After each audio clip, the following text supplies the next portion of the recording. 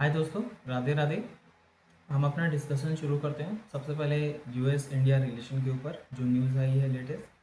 तो लेटेस्ट जो ट्वीट्स किए हैं डोनाल्ड ट्रंप ने, उससे पता चलता है कि वो इंडिया को एक अच्छा दोस्त मानते हैं और इसके साथ एक अच्छा रिलेशन रखना चाहते हैं। बट ये सिर्फ उनकी बातें हैं। इन बातों पर बहुत ज़्यादा यकीन नहीं किया जा सकता जब तक कि कोई एक कॉन्क्रीट एक्शन उनकी तरफ से, उनकी गवर्नमेंट की तरफ से ना दिखाई दे। तो मुझे नहीं लगता कि मार्केट इस चीज़ को बहुत ज़्यादा वेलकम मूव समझेगा या बहुत बड़ा गैप अप दिखाई देगा। हाँ, एक रिलीफ की खबर ज़रूर है कि हम अब बहुत ज़्यादा बुरा नहीं सोचते डोनाल्ड ट्रंप की तरफ से। बट जब तक कि कोई ट्रेड डील या किसी भी टॉपिक पर कोई एक कॉन्क्रीट एक्शन ना दिखाई दे, हम इस पर कोई एक्शन अपनी तरफ से कोई पोजीशन लेने को सजेस्ट नहीं करेंगे। उसके अलावा हम लोग बात करते हैं कि अभी एक नए इन्वेस्टर को क्या करना चाहिए जो मार्केट में ऑलरेडी इन्वेस्टेड है। तो ऐसे इन्वेस्टर को सबसे पहले अपना पेशेंस बनाए रखना चाहिए। ये मार्केट पेशेंस टेस्ट कर रहा है। अच्छे स्टॉक्स के साथ बने रहिए और अपनी कोई भी नई पोजीशन केवल इन डोनाल्ड ट्रंप या किसी भी तरह के ट्वीट्स के ऊपर ना डिसाइड करिए अ, जब तक कि एक एक्शन कहीं से नहीं दिखाई दे। उसके अलावा एक और आज हम डिस्कशन करेंगे कि क्या ट्रेडिंग से अमीर बन सकते हैं। तो ट्रेडिंग से अमीर बनना मैं एक लाइन में कहूँगा तो बहुत मुश्किल है। इम्पॉसिबल नहीं है बट बहुत मुश्किल है। बहुत सारे रीज़न्स हैं। सबसे पहले ये कि बहुत सारे बड़े बड़े इन्वेस्टर्स हैं जिनकी अपनी टीम है। अपना एनालिसिस करने के लिए वो लोगों ने अपने आप को पूरी तरह की इक्विप्ड कर रखा है।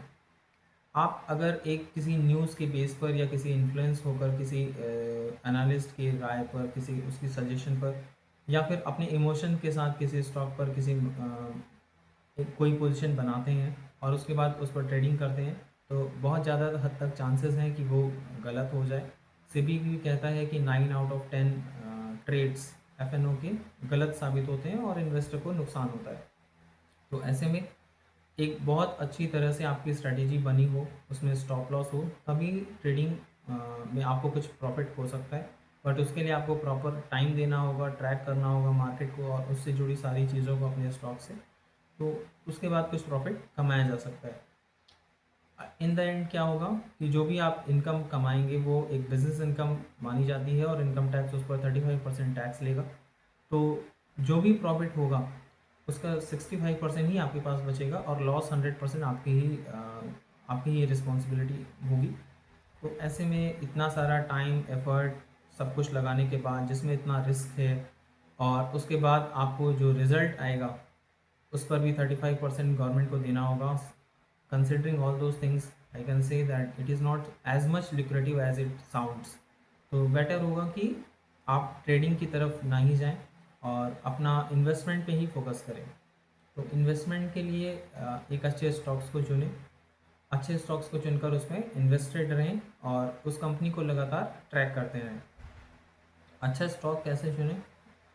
अच्छे स्टॉक चुनने के लिए सबसे गलत ओपिनियन जो लोग अपने पास रखते हैं वो ये है कि ये स्टॉक ऑल टाइम हाई से 50% नीचे मिल रहा है, 60% नीचे मिल रहा है। उनका जो सबसे पहला पैरामीटर चेक करने का होता है वो है वैल्यूएशन, जो बिल्कुल गलत है। अगर कंपनी में ग्रोथ नहीं है तो वैल्यूएशन कितनी भी सस्ती हो वो स्टॉक नहीं चलेगा। और अगर वैल्यूएशन है तो उसके बाद आप सेकेंडरी ये चेक कर सकते हैं कि वैल्यूएशन उसकी कहाँ पर आ रही है। तो सबसे पहले जो देखना है वो है ग्रोथ, ना कि वैल्यूएशन। दूसरा, लोग इन्वेस्टर ये भी सोचते हैं कि ये स्टॉक ऑलरेडी बहुत चल चुका है, अब क्या ही चलेगा, ऑल टाइम हाई पे ऑलरेडी चल रहा है।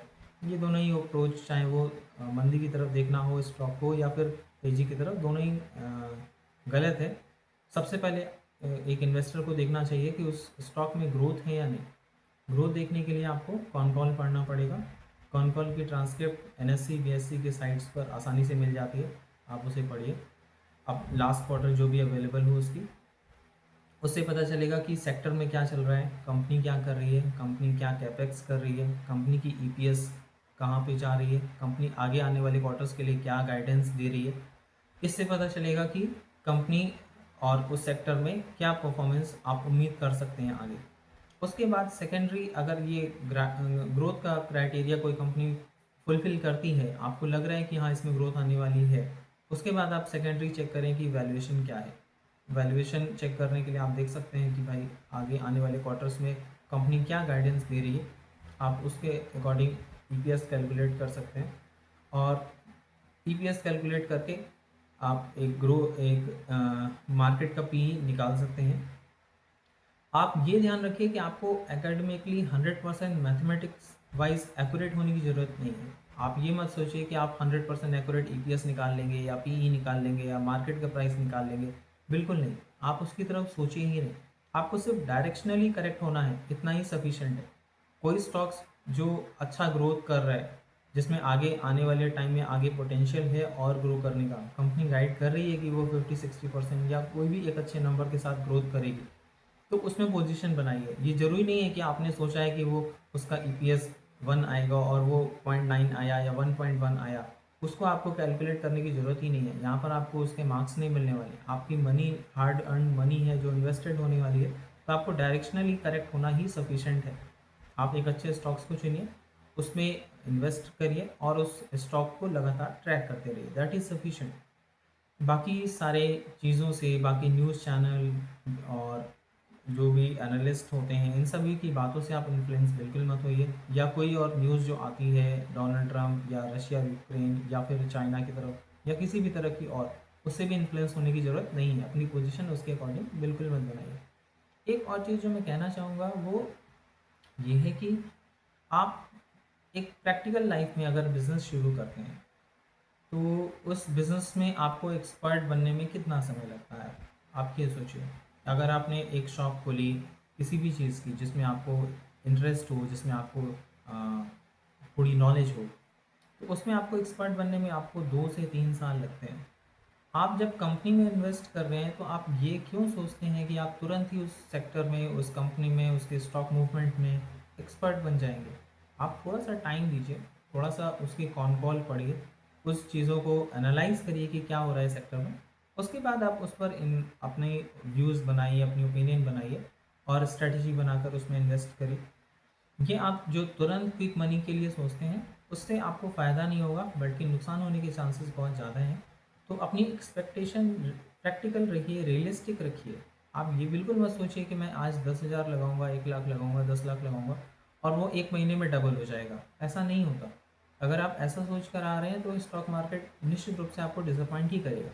आप एक अच्छे स्टॉक्स को एक अच्छे समय तक लगातार रखिए, आपको रिवॉर्ड मिलेगा, निश्चित रूप से बेटर रिवॉर्ड मिलेगा। किसी भी दूसरी इन्वेस्टमेंट जो ऑप्शंस है उससे बेटर मिलेगा। बट उसके लिए आपका वो पेशेंस टेस्ट करेगा, आपकी वो नॉलेज टेस्ट करेगा, आप कितना उस स्टॉक्स को पढ़कर समझ कर इन्वेस्ट कर रहे हैं ये टेस्ट करेगा। तो अपनी रीडिंग स्किल्स को बढ़ाइए। सब कुछ ईजिली अवेलेबल है। आपको सिर्फ 2 मिनट की किसी की बातें सुनकर के इन्वेस्ट नहीं करना है।